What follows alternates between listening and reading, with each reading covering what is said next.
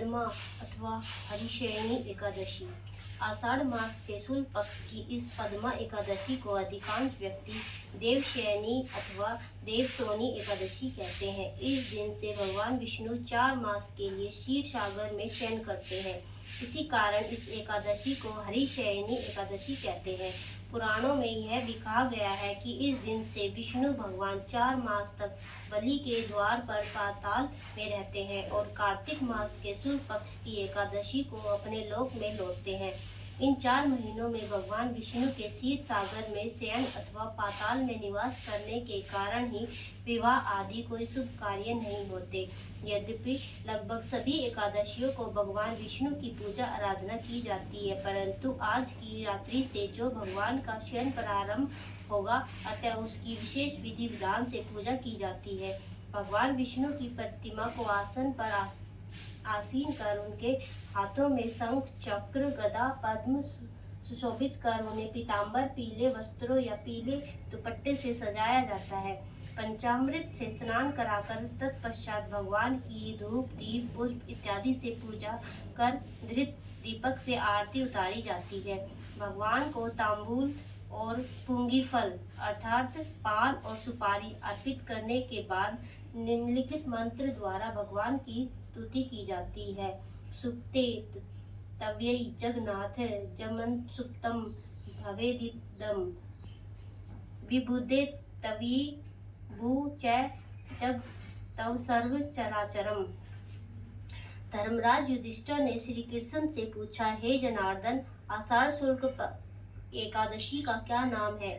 इस व्रत के करने की विधि क्या है और किस देवता का पूजन किया जाता है? श्री कृष्ण कहने लगे, हे युधिष्ठिर, एक समय नारद जी ने ब्रह्मा जी से यही प्रश्न किया था। तब ब्रह्मा जी ने उत्तर दिया कि हे नारद, तुमने कल युगी जीवों के उद्धार हेतु अत्युत्तम प्रश्न किया है, क्योंकि एकादशी व्रत सब व्रतों में श्रेष्ठ है। इस व्रत से समस्त पाप नष्ट हो जाते हैं और जो व्यक्ति इस व्रत को नहीं करते वे नरकगामी होते हैं। सभी एकादशियों के व्रत श्रेष्ठ है और उनके करने से भगवान विष्णु प्रसन्न होते हैं, परंतु उन सब में से आषाढ़ मास के शुक्ल पक्ष की यह एकादशी तो सबसे अधिक पुण्य प्रदायक है। पद्मा नामक इस एकादशी से संबंधित पुराणों में वर्णित एक कथा मैं तुमसे कहता हूँ। हे नारद, तुम ध्यान पूर्वक इस कथा को सुनो। सतयुग में मानधाता नाम का एक सूर्यवंशी राजा था, जो सत्यवादी और महान प्रतापी था। वह प्रजा का पुत्र की तरह पालन किया करता था। उसकी प्रजा धन धान्य से भरपूर और सुखी थी। उसके राज्य में कभी अकाल नहीं पड़ता था। एक समय उस राजा के राज्य में 3 वर्ष तक वर्षा नहीं हुई और अकाल पड़ गया। प्रजा अन्न की कमी के कारण अत्यंत कष्ट पाने लगी और अन्न के प्रभाव के कारण यज्ञ आदि भी बंद हो गए। एक दिन प्रजा राजा के पास जाकर कहने लगी, हे राजन, समस्त विश्व की सृष्टि का कारण वर्षा है। वर्षा के अभाव से अकाल पड़ गया है और अकाल से प्रजा मर रही है, इसलिए कोई ऐसा उपाय कीजिए जिससे प्रजा का कष्ट दूर हो। राजा मानधाता ने कहा, आप लोग ठीक कह रहे हैं, वर्षा से ही अन्न उत्पन्न होता है और आप लोग वर्षा न होने के कारण अत्यंत दुखी है। मैं आप लोगों के दुखों को समझता हूँ। ऐसा कहकर राजा कुछ सेना साथ लेकर वनों की तरफ चल दिया। वह अनेक ऋषियों के आश्रम में भ्रमण करता हुआ अंत में ब्रह्मा जी के पुत्र अंगिरा ऋषि के आश्रम में पहुंचा। वहां राजा ने घोड़े से उतरकर अंगिरा ऋषि को प्रणाम किया। मुनि ने राजा को आशीर्वाद देकर कुशल क्षेम के पश्चात उनसे आश्रम में आने का कारण पूछा। राजा ने हाथ जोड़कर विनीत भाव से कहा, भगवान, सब प्रकार से धर्म का पालन करने पर भी मेरे राज्य में अकाल पड़ गया है। इससे प्रजा अत्यंत दुखी है। राजा के पापों से ही प्रजा को कष्ट मिलता है, ऐसा शास्त्रों में लिखा है। जब मैं धर्मानुसार राज्य करता हूँ तो मेरे राज्य में अकाल कैसे पड़ गया? मैं आपसे इसी संदेह का निवारण करने के लिए आया हूँ। कृपया करके मेरे संदेह का निवारण कीजिए और साथ ही प्रजा के कष्ट को दूर करने का कोई उपाय भी बताइए।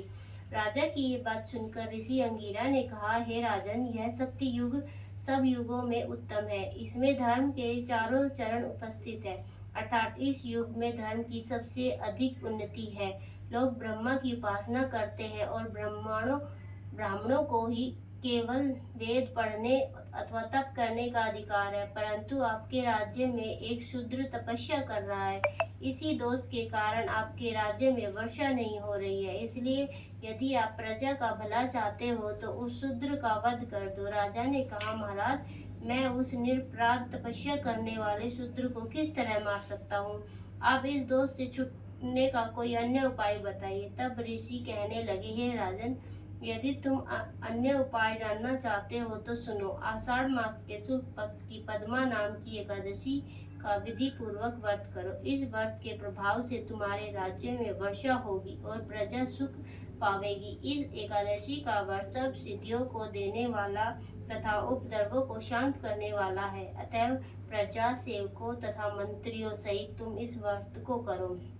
मुनि के वचन सुनकर राजा अपने नगर वापस आ गया और विधि पूर्वक पद्मा एकादशी का व्रत किया। उस व्रत के प्रभाव से वर्षा हुई और प्रजा को सुख पहुंचा। इस हरिशयनी एकादशी का व्रत सभी मनुष्यों को करना चाहिए, क्योंकि यह व्रत इस लोक में भोग और परलोक में मुक्ति का देने वाला है। इसकी कथा के पढ़ने तथा सुनने मात्र से ही मनुष्य के समस्त पाप नष्ट हो जाते हैं।